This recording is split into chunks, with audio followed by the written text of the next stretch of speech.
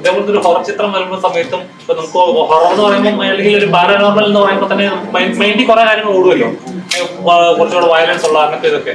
എങ്ങനെ അത് മൈൻഡിലുണ്ടല്ലോ first story കേട്ടപ്പോൾ അങ്ങനത്തെ എന്തെങ്കിലും വരുമോ ഉണ്ടായിരുന്നു? ഫസ്റ്റ് ഓഫ് ഓൾ ഞങ്ങളുടെ പ്രൊമോഷൻ ഇന്റർവ്യൂവില് ആ ആങ്കർ ചോദിക്കുന്ന ചോദ്യങ്ങൾക്കാണ് ഞാൻ ഉത്തരം കൊടുത്തിട്ടുള്ളത്.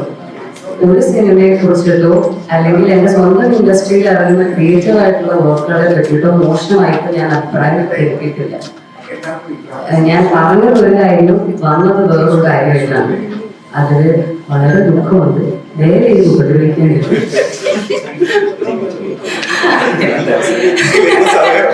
നല്ല സിനിമകളൊക്കെ വന്ന് ജീവിതം ഒന്ന് സന്തോഷമായിരിക്കും. ഞങ്ങളൊക്കെ സപ്പോർട്ട് ചെയ്യുന്ന നിങ്ങൾ തന്നെ ഞങ്ങൾ താഴെ ഇടണം. ഒന്നുകൂടെ ആ ക്വസ്റ്റ്യൻ പറയൂ. Like what you really wanted. അല്ല അതേപോലത്തെ ഞാൻ അഭിമുഖത്തെ കണ്ടപ്പോൾ മാർക്ക് പോലെ ഓവർ വയലൻസ് ഉള്ള ചിത്രം കാണാനായിട്ട് പേടിയുണ്ടല്ലോ, താല്പര്യം എന്ന് പറയുന്നത്. അപ്പം ഇങ്ങനത്തെ ഒരു ചിത്രം ഫസ്റ്റ് സ്റ്റോറി കേട്ടപ്പോൾ അങ്ങനത്തെ സീനുകൾ ഉണ്ടാവുമോ, വയലൻസ് ഉള്ള ഇതുണ്ടാവുമോ മൈൻഡിൽ ഓടിയായിരുന്നോ? ഇല്ല, നമുക്ക് എല്ലാവർക്കും നമ്മളുടേതായിട്ട് ഉള്ളിൽ ഒരുപാട് ഇൻഹിബിഷൻസും പേടികളും കാര്യങ്ങളും ഉണ്ടാവില്ല. അപ്പൊ അതേപോലെ എനിക്ക് പേഴ്സണലി പേടിയുണ്ട്. പക്ഷെ ആ സിനിമ ഞാൻ കാണില്ല എന്നതുകൊണ്ട് ഞാൻ പേടി എന്നല്ല ഞാൻ പറഞ്ഞത്. എനിക്ക് ഭയങ്കര ഇഷ്ടമാണ് കാണാൻ. പക്ഷെ മനസ്സിനെ ഒന്ന് പ്രാപ്തിപ്പെടുത്തിയിട്ട് ആ സിനിമ എനിക്ക് കാണണം, അത് എൻജോയ് ചെയ്യണം, ആ ക്രാഫ്റ്റ് എന്താണെന്ന് എനിക്ക് അറിയാം.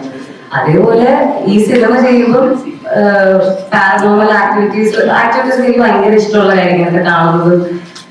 ഓക്കെ, അപ്പൊ സ്വന്തമായിട്ട് എക്സ്പീരിയൻസ് ചെയ്യുമ്പോൾ പേടിയും കാര്യങ്ങളൊന്നും ഉണ്ടായില്ല. കാരണം ഞങ്ങളെല്ലാവരും ഒരുമിച്ച് തന്നെയാണ് ഫുൾ ടൈം ഷൂട്ട് ചെയ്തതും കാര്യങ്ങളും. അപ്പൊ ആരും ഒന്നും ഒറ്റയ്ക്കൊന്നും അങ്ങോട്ടും ഇങ്ങോട്ടും മാറിപ്പോകാനുള്ള അവസരങ്ങളൊന്നും ഉണ്ടായില്ല.